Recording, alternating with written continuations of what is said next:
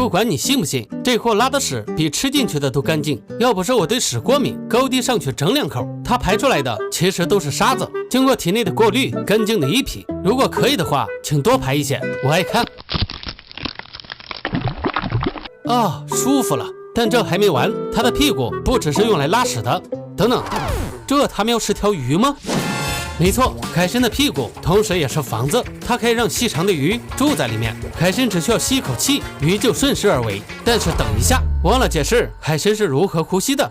没错，海参是靠屁股呼吸的，它的功能比我们人类多了那么一点，一开一合，犹如瞳孔收缩，菊花绽放。所以当它张开时，鱼就瞄准，顺势游了进去，特别的丝滑。不知道的还以为是海参的舌头，亦或是呼之欲出的粑粑。这个窝温暖又安全，除非有妹子，不然它是不会出去的。但有时候海参也会遇到危险，这个刀疤脸一看就不好惹。但是海参的屁股貌似是万能的，它是可以反击的，这叫做防御性吐脏反应，跟章鱼的喷墨是一样的道理。不过它吐出来的是一套呼吸系统，类似于我们的肺，这有点像你把肺拉出来，然后扔给歹徒。Wish the day， 我要是歹徒，我绝对吓尿。不过你可能会纳闷，都把呼吸系统扔了，自己还怎么呼吸？别担心，它不傻，只需要几周，它就可以长回来。这屁股作用好大呀！接下来当然要说繁殖的事。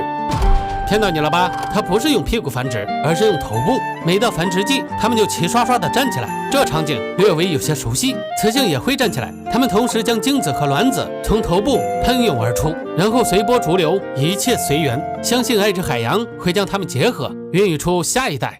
这对鸟儿的夫妻生活让我三观尽毁。明明已经被绿得发光，老公却觉得这很正常。Wish the day， 真是林子大了，什么鸟都有。接下来带你们了解下他们和睦的夫妻生活，一男一女，一双儿女，和和睦睦，其乐融融。年轻的父母每天都会跳舞，虽然已经是老夫妻了，但妻子曼妙的身姿依然令丈夫心驰神往。丈夫脚上的一抹蓝色让妻子小鹿乱撞，宛若初见。他们你侬我侬，相伴一整天，但该死的孩子打断了他们，非得吵着要吃的。父亲虽骂骂咧咧，也只能挥斥告别，到远方的海里捕鱼。这是一项很危险的工作，弄不好会丢命的。他加入了狩猎中队，目标是一个鱼群。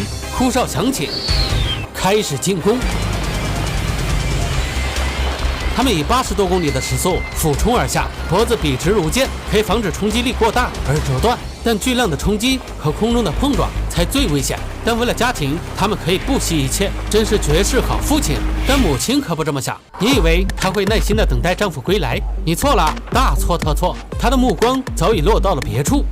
看呐，多么漂亮的羽毛，多么蓝的大脚。它的小鹿又开始乱撞。对尖鸟来说，但凡有一点不健康，脚掌的蓝色都会暗淡几分，这说明对方是个猛男，而他自己也心知肚明，甚至有些自恋。他张开翅膀大秀肌肉，这谁受得了？老公，对不起了，我要给你戴绿帽子了。不是你不好，实在是对方太过优秀。他捡了一根木棍向猛男示好，同步的动作说明他们相处的不错。而另一边却是血雨腥风，很多父亲都溺水而亡，但她的丈夫幸存了下来，已经填饱肚子，准备要回家了。回来的第一件事就是喂幼鸟，但可惜的是，幼鸟好像死了一只，是他亲哥干的好事。等等，妈妈呢？Wish the day呀！对普通人来讲，这无疑是杀人诛心，但尖鸟不一样，他们以为这合情合理，完全不在乎，就跟没发生过一样，照样跳舞，照样你侬我侬。现在该妈妈出去捕食了，留下父亲照顾幼鸟，还有隔壁的小丽。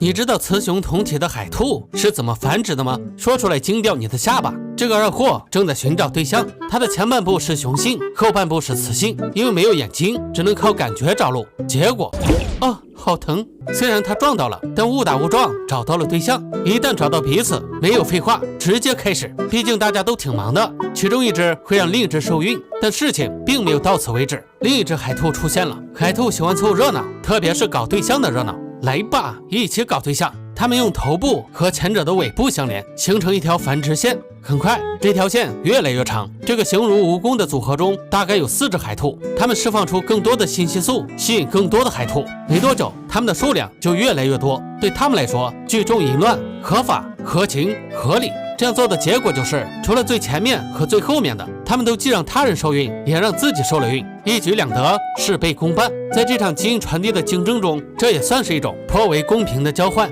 而这只白斑乌贼也多少有点离谱，这是一只雌性，体内已经有了卵子，它得想办法给孩子找个爹。刚好来了一只雄性，不过这个头确实有点小，有点小鸟依人的感觉，凑合用吧，说不定是短小精悍呢。雄性用一只特别的触手插入雌性的口中，让雌性受孕，但雌性会有多名配偶，并不能保证孩子是她的。妈妈会把卵产在珊瑚上，这样会安全些。产完卵后，她便离开了，从此以后再也不会见到孩子，因为在卵孵化前，她就会死掉。